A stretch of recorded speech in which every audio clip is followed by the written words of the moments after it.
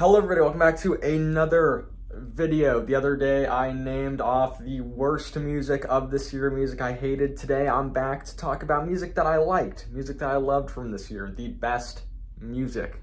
Now, like with the last one that I did, I'm not going to do this like a traditional list. I'm kind of just going to name off a bunch of songs and albums that I thought would stand out to me for the year. The reason for this is, I don't know, I feel like I really did not listen to enough music to make like a proper list.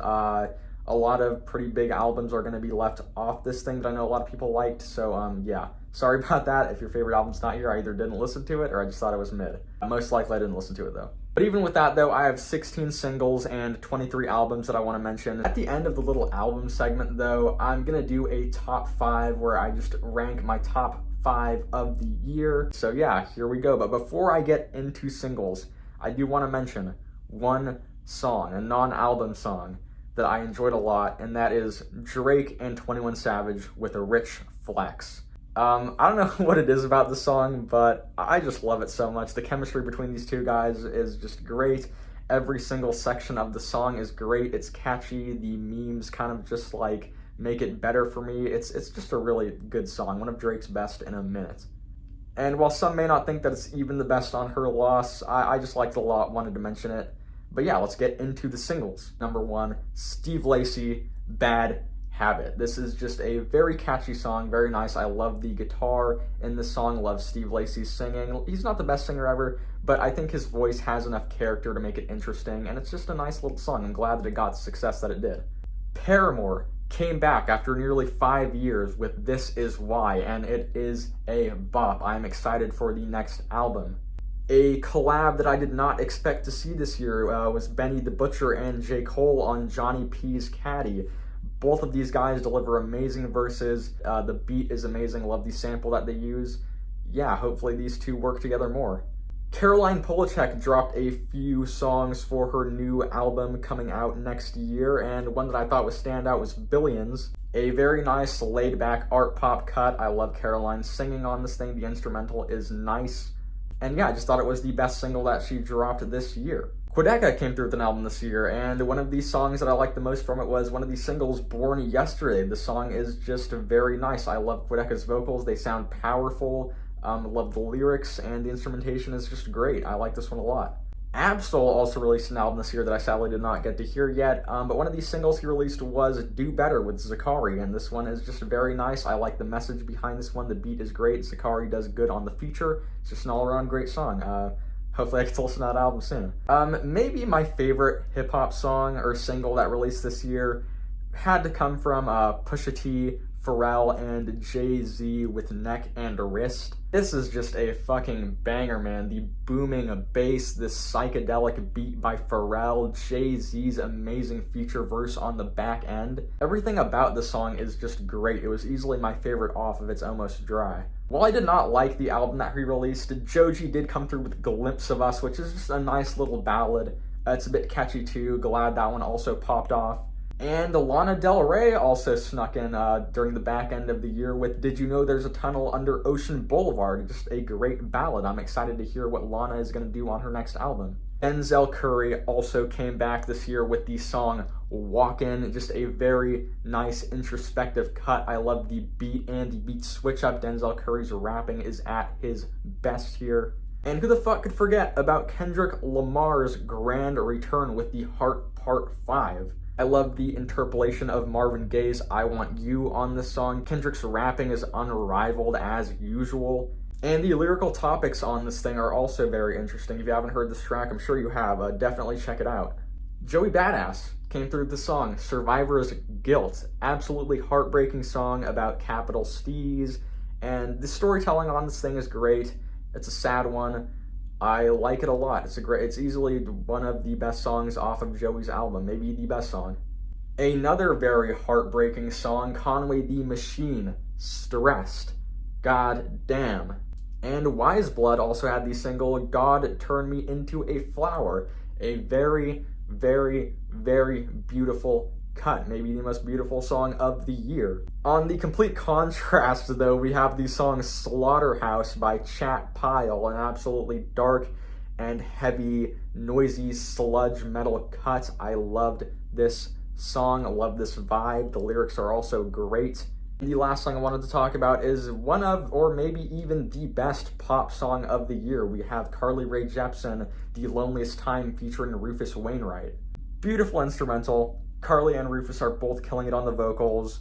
It's very catchy, and my god, that bridge. Carly just went off with that thing. But yeah, those were the singles that I wanted to talk about the most this year. Those were my favorites. Now moving on to albums, hip-hop. The hip-hop community was eating this year, man. First of all, the return of Kendrick Lamar, Mr. Morale, and the Big Steppers. Look, while this is not Kendrick's best album at all, there are still a lot of great cuts on this thing, a lot of very introspective thoughts on this thing. I was glad to hear this from Kendrick. And while it may not be the best rap album of the year, I think some of the best rap cuts come from this thing, like Mother I Sober. What a beautiful track. Lupe Fiasco came back this year with Drill Music and Zion. I think this is one of his better albums. The instrumentals are great. He went in a very jazzy direction, and yeah, his rapping is top tier as always. Billy Woods had this absolutely dark album with Aethiopes. My god, man, this album is just an experience. Like I mentioned earlier, Pusha T came out with an album. It's almost dry. Kanye and Pharrell just killed it on production with this thing. There is not a beat that goes to waste. And yeah, it's pretty impressive how Pusha T is still rapping at this quality this late into his career. Even more impressive, though, is Nas with King's Disease 3, produced by Hit Boy. Yeah, nearly 30 years into his career, he is still making some of the best rap albums of the year, and this album is just insane. It's very impressive. Nas is one of the GOATs. JID, however you want to say it, came through with his highly anticipated album, The Forever Story, and yeah, he just proves that he is one of the most technically impressive rappers in the game right now. The amount of flows on this thing is just crazy. Not only that, but his storytelling and his songwriting is also top tier. Another GOAT came through, Black Thought, at this time with Danger Mouse on Cheat Codes. Yeah, the production on this thing is just phenomenal. I loved it. Black Thought is rapping like crazy as always too. A lot of great features on this thing too. I liked A$AP Rocky on this thing. I liked Run the Jewels on this thing. Great performances all around. And who could forget about Denzel Curry with Melt My Eyes, See Your Future. Easily his best album in my opinion. I like the direction he went on this thing. The production is great. Denzel Curry is spitting some of his most introspective bars to date. Yeah, I'm excited to see what he does next. An album that barely made this video is going to go to Little Simz' No Thank You, which just came out like last week. Yeah, it's just another dose of Little Simz proving that she is one of the better rappers out right now. But yeah, her lyrics are amazing, her voice is great, all around, she's just an amazing rapper, and I think that in the next few years or so, she could become like one of the greatest of all time. She is that good. And even instrumental hip-hop was kind of booming this year. We had Kenny Beats with Louie. This is a very nice, tight, and compact 30-minute album. It's just a bunch of great beats by Kenny Beats. Yeah, I liked it a lot. Hope to see some more beat tapes like this from him because it's great. Alright, moving on to some pop music, we had The Weeknd, Dawn FM. The Weeknd just further proves that he is one of the best artists in the mainstream right now. The production on this thing is great. The Weeknd's singing is just amazing as always. Just a great album. I'm glad that he is one of the more popular artists out.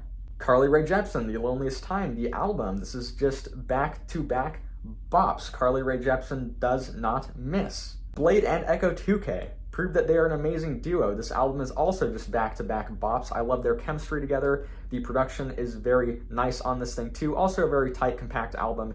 Not a lot of room for mistake. And one of the weirder pop albums of the year came from Jockstrap with I Love You, Jennifer B. I thought this album was very, very interesting, and I'm very excited to see what they do next because, yeah, this album is just like the foundation of something that could be incredible. And this album is great too, and that's not to say that this album is like not amazing. And Beach House also came back this year, Once Twice a Melody. Yeah, it's Beach House. It's amazing. It's great. Very long one. And it's still great. I don't think that they really wasted any time here. Sadly, I did not listen to a lot of rock this year, was not really keeping up, but the two albums that I did listen to, one of them was Chat Pile with God's Country. Yeah, it's noisy sludge metal.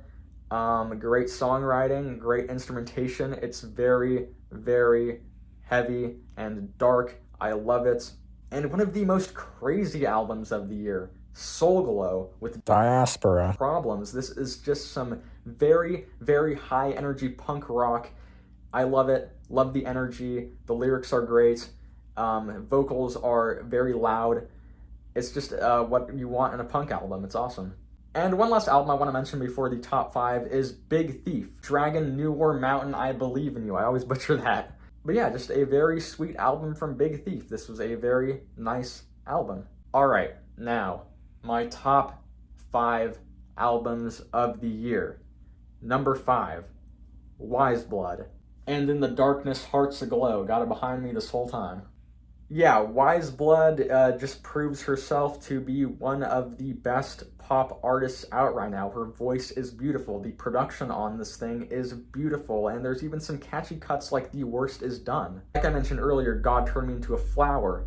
Beautiful. Children of the Empire. Beautiful. Grapevine, another single. Beautiful. And number 4, my rap album of the year is going to have to go to Conway the Machine with God Don't Make Mistakes. This is just such a powerful album emotionally. Yeah, a lot of great cuts. We had Stressed, like I mentioned earlier, the title track, so much more. Not only that, the production is just so good on this thing. And while some may think that it's just like, oh, you know, your typical Griselda album, I don't know. This is like easily the best thing that I've heard from that like label. And I think this one also kind of went under the radar too. I feel like a lot of people didn't really listen to it. A lot of people aren't really talking about it. And they should, because it's just an amazing album. I loved it. Number 3, Black Midi, Hellfire. This is like easily the craziest album I've heard this year, man. The instrumentation on this thing is just so goddamn impressive. I think this is their best album yet. There is like not one bad song on this thing either. It's just back-to-back bangers. Not only that, but Greep's unique vocals just make this thing a special experience. I am so excited about this band. They have just proven themselves to be like one of the most interesting bands out right now. But it wasn't enough to crack the top 2, which was a very, very, very hard choice. I was struggling to pick between my top 2. But I think I decided number 2 is going to go to Black Country New Road with Ants from Up There. This album is just like, god damn. The instrumental arrangements on this thing are just amazing. I like the instruments that are being used, a lot of horns, a lot of strings. The songwriting is great. The vocals are very powerful and emotional. My god, man, the place where he inserted the blade, holy shit. And then that closer, Basketball Shoes, my god. While maybe I didn't enjoy some of these songs as much as others, I still think that the highs on this thing are enough to elevate it to this point in this list. They are just so incredible. With that being said, my number 1 album of the year is going to have to go to Natalia Lafourcade, De Todas las Flores. Pretty much everything I just said about that Black Country New Road album applies to this, except I just think that this album is way more consistent. I think that the vocal performance is better. Natalia Lafourcade's voice is just so goddamn beautiful. The symbolism on this album is just amazingly well done. It is beautiful. There are more soothing cuts, and there are also some more in-your-face cuts. This album is very versatile. Pretty much everything I am looking for in an album is here. I loved the shit out of this thing. I went more in-depth in a review that I'll link in the description. But yeah, I thought that this was the best album of the year. But yeah, that's going to do it for the video. Thank you for watching. Probably see you next year if you're going to keep tuning in. Hopefully with better quality, better videos coming out, more videos coming out. And yeah, like, subscribe if you enjoyed the video, and I'll see you next time.